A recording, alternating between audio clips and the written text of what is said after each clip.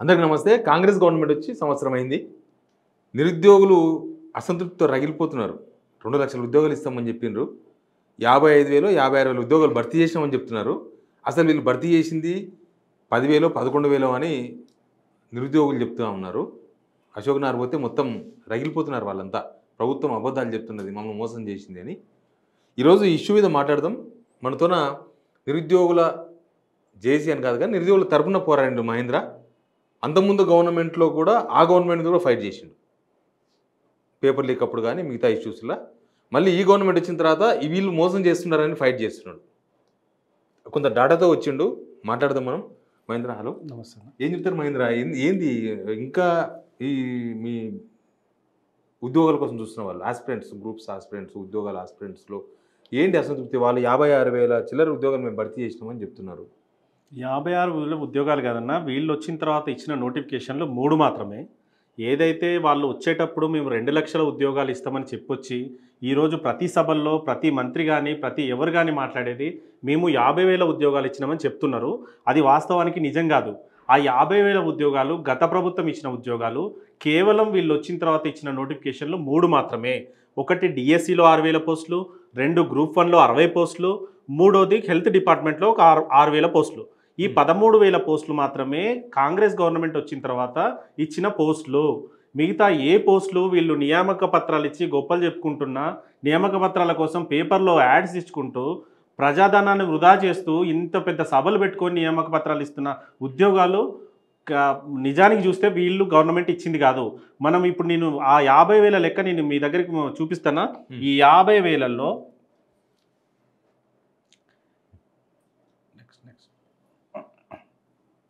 ఇదే కదా ఈ పేజ్ కాదు, ఇప్పుడు 50,000 లెక్క మీకు చూపిస్తున్నా. ఈ 50,000 లెక్క మీరు చూస్తే ఇక్కడ నోటిఫికేషను, పోస్ట్ నేము, పోస్టులు ఎన్ని, నియామక పత్రం ఎప్పుడు ఇచ్చిర్రు. స్టాఫ్ నర్స్ నియామక పత్రం జనవరిలో ఇచ్చిర్రు. అది నోటిఫికేషన్ ఎప్పుడు వచ్చింది? 2023లో వచ్చింది. పోలీస్ కానిస్టేబుల్ ఇదంతా పోయిన గవర్నమెంట్ ఇచ్చింది. తర్వాత కానిస్టేబుల్, పోలీస్ కానిస్టేబుల్ 17,000 మందికి నియామక పత్రాలు ఎప్పుడు ఇచ్చారు? ఫిబ్రవరి 14 రోజులు ఇచ్చిండ్రు. ఆ నోటిఫికేషన్ ఎప్పుడు వచ్చింది? 2022లో వచ్చింది. ఎగ్జామ్ ఎప్పుడు జరిగింది? 2022లో 8వ నెలలో జరిగింది. రిజల్ట్ 2023లో జరిగింది. కాంగ్రెస్ గవర్నమెంట్ అప్పుడు ఉందా? లేదు. కేవలం ఈ పోలీస్ కానిస్టేబుల్కి రిజల్ట్ కూడా వచ్చింది. కేవలం నియామక పత్రాలు ఇచ్చి వాళ్ళని ట్రైనింగ్కి మాత్రమే పంపారు. మొత్తం ప్రొసీజర్ మొత్తం అయిపోయింది, నోటిఫికేషన్ అయిపోయింది, వాళ్ళకి ఫిజికల్ టెస్ట్ అయిపోయింది, రిజల్ట్ కూడా వచ్చింది. అప్పుడు ఎలక్షన్స్ రావడం వల్ల వాళ్ళకి ఫిజికల్ టెస్ట్ పంపలేదు. కేవలం కాంగ్రెస్ గవర్నమెంట్ వచ్చిన తర్వాత ఫిబ్రవరి 14 రోజు వాళ్ళ ఫిజికల్ ట్రైనింగ్ కోసం పంపించడం జరిగింది. ఇది పూర్తిగా అబద్ధం. ఈ రెసిడెన్షియల్ ఎడ్యుకేషన్లో 6,546 పోస్టులు మార్చి 4 నియామక పత్రం ఇచ్చిర్రు. ఆ నోటిఫికేషన్ ఎప్పుడు వచ్చింది? వాళ్ళు 2023లో ఎగ్జామ్ జరిగింది. నోటిఫికేషన్ ఏప్రిల్ 23లో వచ్చింది. 23లో వచ్చింది. ఎగ్జామ్ 8 జరిగింది. తర్వాత గ్రూప్ 4 మొన్న ఇక్కడ మనకి నిన్నగాక మొన్న ఇచ్చిన రేవంత్ రెడ్డి గారు ఇచ్చిన 8,000 పోస్టులు గ్రూప్ 4 పోస్టులు 4th రోజు ఇచ్చింది. నోటిఫికేషన్ వచ్చింది 22, ఎగ్జామ్ పెట్టింది 22 డిసెంబర్. అప్పుడు ఇలా గవర్నమెంట్ ఉందా? లేదు. ప్రతిదానికి ఒక పోస్ట్ ఇవ్వాలంటే ప్రతిదానికి ఒక ప్రాసెస్ ఉంటుంది. ఫస్ట్ వాళ్ళు ఫైనాన్స్ క్లియరెన్స్ అవ్వాలి, వివిధ సంబంధిత శాఖలకి ఇండెంట్ వెళ్ళాలి, తర్వాత రోస్టర్ వచ్చిన తర్వాత మళ్ళీ సిఎస్ దగ్గర నుంచి ఫైల్ టీఎస్పీఎస్సీకి వెళ్ళాలి. అప్పుడు మాత్రమే నోటిఫికేషన్ వస్తుంది. ఇప్పుడు వీళ్ళు చెప్తున్న 56,000 లెక్క 56,000 వీళ్ళు అపాయింట్మెంట్ ఆర్డర్స్ ఇచ్చిండ్రా? అపాయింట్మెంట్ ఆర్డర్స్ మాత్రమే ఇచ్చిర్రు. ఈ 50,000 లెక్కలో ఏ ఒక్క నోటిఫికేషన్ కూడా వాళ్ళు వేసింది కాదు. ఈ అన్ని 22, 23, 24 వాళ్ళు గవర్నమెంట్లో ఉన్నారా? పాత గవర్నమెంట్లో ఉన్నది. ఇప్పుడు వాళ్ళు నియామక పత్రాలు మాత్రమే ఇచ్చిర్రు. ఇంకా వాళ్ళు వేసిన నోటిఫికేషన్ ఎట్లయితే ఉద్యోగాలు వచ్చినాయి కదా, పోయిన గవర్నమెంట్లో ఉద్యోగాలు రాలేదని ఫైట్ చేసింది. వాళ్ళు మేము వచ్చిన తర్వాత మీ 2 లక్షల ఉద్యోగాలు ఇస్తాము అని చెప్పారు. వాళ్ళు వచ్చిన తర్వాత 2 లక్షల ఉద్యోగాలు ఇస్తామని చెప్తే అప్పటికి మేము ఎగ్జామ్ రాసి అప్పటికి నోటిఫికేషన్ వచ్చి అప్పుడు వాళ్ళు ఇచ్చేది ఏంది? మాకు ఏ గవర్నమెంట్ వచ్చినా వస్తుంది. మా అంతటా మేము బిస్వాల్ కమిటీ 1,92,000 ఉద్యోగాలు ఉన్నాయనేసి సీఎం రేవంత్ రెడ్డి గారే ఎలక్షన్స్ ముందు ఏం చెప్పారో చూడండి. ఈ రాష్ట్ర ప్రభుత్వం వాళ్ళు నియమించిన బిస్వాల్ కమిటీ 1,96,000 97,000 ఖాళీలు ఉన్నాయని ఆయన్నే బిస్వాల్ కమిటీ ఒక ఐఏఎస్ ఆఫీసర్ ప్రభుత్వం నియమించిన పిఆర్సి చైర్మన్ బిస్వాల్ కమిటీ ఇచ్చిన నివేదిక. ఇది ఎలక్షన్స్ ముందు రేవంత్ రెడ్డి గారు ప్రెస్ క్లబ్లో చెప్పిన మాట. మరి 1,92,000 ఉద్యోగాలు మీకు ప్రభుత్వం రాకముందు కనిపించినాయి.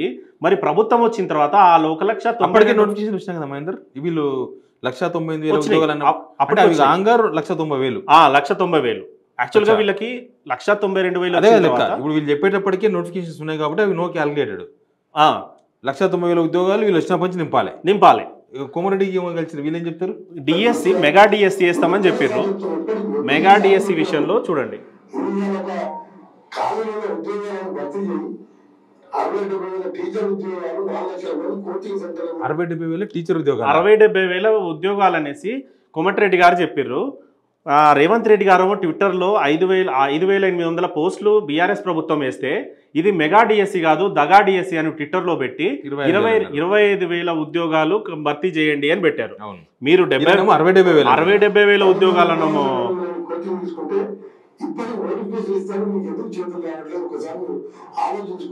ఇదంతా ప్రతిపక్షం ఉన్నప్పుడు కదా, ఇది ప్రతిపక్షంలో ఉన్నప్పుడు 70,000 ఉద్యోగాలు ఉన్నాయని రేవంత్ రెడ్డి మా వెంకటరెడ్డి గారు చెప్పారు. రేవంత్ రెడ్డి గారు 22,000 ఉద్యోగాలు అన్నారు. వాళ్ళు వేసింది ఎంత? వాళ్ళు ఇచ్చింది కేవలము డిఎస్సిలో 5,973 పోస్టులు. కానీ మీకు ఏం చెప్పారు అసలు ఎలక్షన్స్ ముందర? ఎందుకంటే మీరంతా ఏరి కోరి ఆ ప్రభుత్వం వద్దు, ఈ ప్రభుత్వం వస్తే మాకు ఉద్యోగాలు వస్తాయి, అదే కదా మీరు చెప్పిన కాన్సెప్ట్. అప్పుడు ఏం చెప్పారు ఎలక్షన్స్ ముందర? ఇప్పుడు ఎందుకు దాన్ని మళ్ళీ మీరు మోసం చేసిరు అనే కాడికి వచ్చింది? ఎలక్షన్స్ ముందు వాళ్ళు అందరు నాయకులు వచ్చి మా దగ్గరకు వచ్చి మేము ఆశ చూపిస్తాం, ఏదైతే ఈ కాంగ్రెస్ ప్రభుత్వము రైతుల దగ్గరికి పోయి మేము ఎక్కువ రైతు బంధు ఇస్తామని ఎట్లా నమ్మించిరో, పెన్షనర్ల దగ్గరికి ఎందుకు పోయి మేము 4,000 ఇస్తామని ఎట్లా నమ్మించిరో మా దగ్గర కూడా వచ్చి అదే నమ్మించిరు. మేము 2 లక్షల ఉద్యోగాలు భర్తీ చేస్తామని చెప్పారు. మా కాంగ్రెస్ చరిత్ర మేము చరిత్ర తెలుసుకున్న విద్యార్థులుగా కాంగ్రెస్ చరిత్ర బిఫోర్ ఉమ్మడి రాష్ట్రం నుంచి కాంగ్రెస్ చరిత్ర మనకు చేసిన ద్రోహాలు మాకు తెలిసినప్పటికీ మీరు దేశ నాయకులు వచ్చి సాక్షాత్తు దేశ నాయకులు రాహుల్ గాంధీ గారు, ప్రియాంక గాంధీ గారు వీళ్ళు వస్తే వీళ్ళని నమ్మిము. వీళ్ళు వచ్చి చెప్పారు కదా వీళ్ళ మాటకి అథెంటిసిటీ ఉంటుంది కదా అనేసి మేము పల్లెకి వెళ్ళి బస్సు యాత్రలు చేసి వాళ్ళందరికీ చేసేసి మేము ప్రభుత్వం తీసుకొచ్చిన తర్వాత ఈరోజు అబద్ధాలు కూడా ఎంత స్పష్టంగా చెప్తున్నారంటే, ఈ ప్రభుత్వంలో అబద్ధాలు కూడా ఎంత స్పష్టంగా చెప్తున్నారంటే ఏ మాత్రం అది తప్పు అని వాళ్ళకి తెలుసు, మాకు తెలియదా? ఇప్పుడు అందరిని మోసం చేసినట్టు నిరుద్యోగులను మోసం చేస్తే ఎట్లా? మాకు ఏ నోటిఫికేషన్ ఎప్పుడు వచ్చిందో మాకు తెలుసు, మేము ఎగ్జామ్ రాసింది మేమే, నోటిఫికేషన్ వచ్చినప్పుడు అప్లైలు చేసింది మేమే, మాకు తెలుసు. మమ్మల్ని కూడా మోసం చేసే ప్రయత్నం గవర్నమెంట్ చేస్తుంది. మీకు ఆ మధ్య సెప్టెంబర్ ఆగస్టా ఇప్పుడు మీకు జాబ్ అది ఇచ్చారు కదా, క్యాలెండర్ ఇచ్చారు కదా డిసెంబర్ లోపు ఉద్యోగాలని, అది అమలు అవుతుందా? అది ఉందా? ఆ క్యాలెండర్ ఇంతవరకు అమలు కాలేదు. క్యాలెండర్ అమలు కాకపోగా ఆ రోజు క్యాలెండర్ రిలీజ్ చేసే ముందు మేము క్యాలెండర్కి చట్టబద్ధత కల్పిస్తామనేసి మేనిఫెస్టోలో పెట్టిర్రు. అయితే చాలా రోజుల తర్వాత మీటింగ్ల తర్వాత హై లెవెల్ కమిటీల తర్వాత బట్టి విక్రమార్క గారు అసెంబ్లీ సాక్షిగా చివరి రోజు దాన్ని రిలీజ్ చేశారు. దాంట్లో ఒక దీనికి మేము ఆర్డర్ ఇస్తున్నాము, దీన్ని అమలు చేయాలని ఏ డిపార్ట్మెంట్కి పంపినట్టు కానీ ఈ సంబంధిత శాఖలు దీన్ని ఫాలో అయ్యి ఈ నోటిఫికేషన్లు ఇవ్వాలని కానీ ఏమీ లేదు. ఒక పేపర్కి అడ్వర్టైజ్ ఇచ్చినట్టు ఇచ్చారు. ఆ విషయంలో మేము పోయి బయటకు వచ్చి గొడవ చేస్తే సాక్షాత్తు డిప్యూటీ స్పీకర్ గారు ఆ హోదాలో ఇచ్చిన మాటలు మీరు నమ్మరా? అదే మాట ఖచ్చితంగా అమలవుతుంది.